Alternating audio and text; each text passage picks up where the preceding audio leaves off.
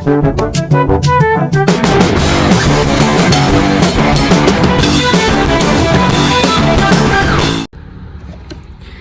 semuanya, Assalamualaikum warahmatullahi wabarakatuh.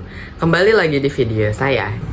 Jadi pada video kali ini saya akan menjelaskan materi dari kelompok saya, yaitu kelompok 1 tentang proses berlangsungnya daur batuan. Tapi sebelum itu, izinkan saya memperkenalkan diri terlebih dahulu. Perkenalkan, nama saya Alfa Maulana Al-Ghifari, absen 03 dari kelas 10C SMAN 2 Pandeglang. Langsung aja yuk kita ke videonya. Nah, kalian ada yang tahu nggak sih apa itu siklus batuan?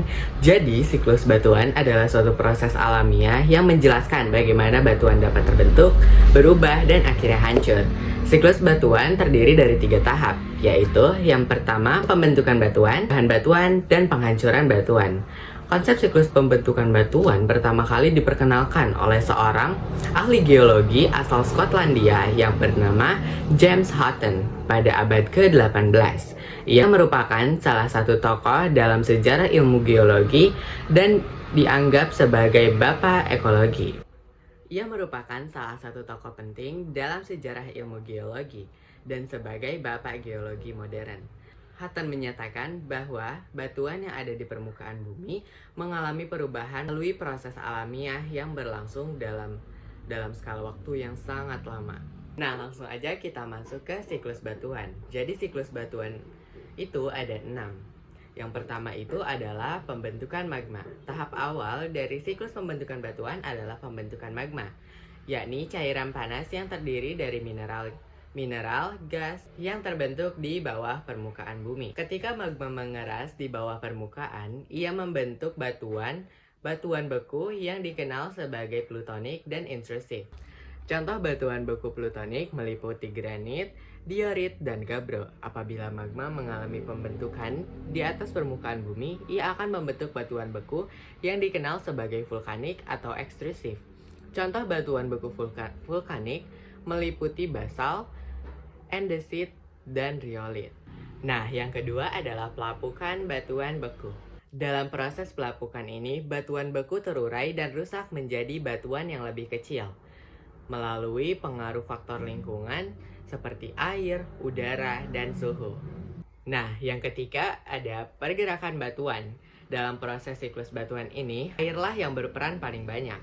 Air yang mengalir dapat mengangkut material-material pelapukan batu menuju ke tempat yang lain.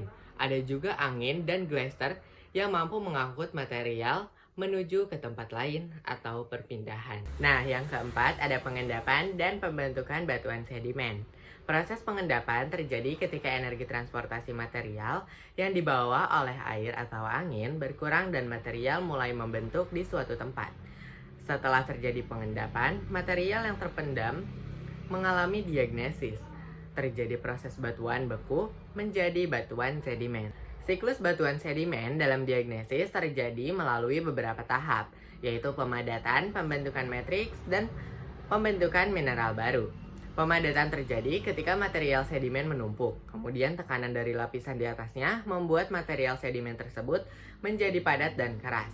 Dalam pembentukan matriks, bahan-bahan organik seperti lempung atau mineral lain yang terbawa air menempel di antara butiran-butiran material sedimen dan membentuk ikatan yang kuat. Dalam tahapan yang terakhir, proses pembentukan mineral baru terjadi ketika mineral yang terkandung dalam material sedimen mengalami perubahan kimia, sehingga terbentuk mineral baru yang lebih stabil dan lebih kuat. Lalu yang kelima ada proses pembentukan batuan metamorf. Dimulai dari batuan sedimen yang telah terbentuk dan kemudian mengalami perubahan struktur, komposisi, maupun tekstur.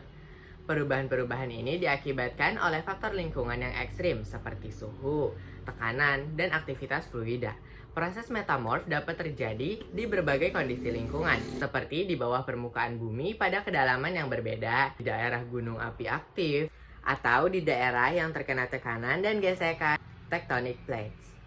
Beberapa jenis batuan sedimen meliputi batu pasir, batu lempung, batu kapur, dan batu bara. Nah, yang keenam atau yang terakhir ada batuan metamorf berubah kembali menjadi magma. Batuan metamorf dapat berubah kembali menjadi magma melalui proses siklus batuan yang disebut anateksis atau pelelehan batuan. Anateksis terjadi ketika batuan metamorf terkena suhu dan tekanan yang sangat tinggi sehingga mineral-mineral yang terkandung di dalamnya meleleh dan membentuk magma.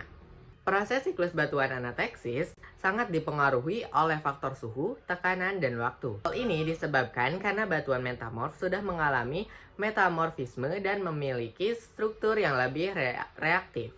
Faktor penentu berikutnya dalam proses siklus batuan anateksis adalah tekanan. Tekanan diperlukan untuk melelehkan batuan metamorf yang juga lebih rendah dibandingkan tekanan yang diperlukan untuk melelehkan batuan beku. Hal tersebut dikarenakan batuan metamorf memiliki tekstur yang lebih porus dan lebih mudah dipengaruhi oleh tekanan. Faktor waktu juga memainkan peran penting dalam proses siklus batuan anateksis. Jika suhu serta tekanan cukup tinggi dan waktu yang diperlukan untuk mencapai kondisi tersebut cukup lama, maka batuan metamorf dapat meleleh dan membentuk magma. Nah, bisa dilihat ini adalah contoh gambar proses berlangsungnya daur batuan dari kelompok saya.